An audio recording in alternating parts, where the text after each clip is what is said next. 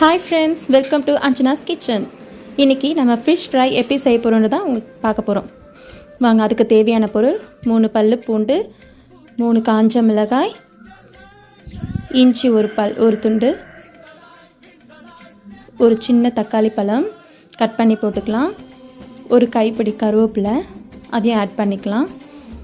இந்த 4 பொருளை நம்ம மிக்சியில் கொஞ்சம் ஃபைன் பேஸ்ட்டாக அரைச்சிக்கலாம். கொஞ்சம் தண்ணி மிக்ஸ் பண்ணி இன்னும் ஃபைன் பேஸ்ட்டாக அரைச்சிக்கலாம். நல்லா நைஸ் ஆகிடுச்சு பார்த்திங்களா. இப்போ நம்ம இதை மீனை கூட ஆட் பண்ணிக்கலாம்.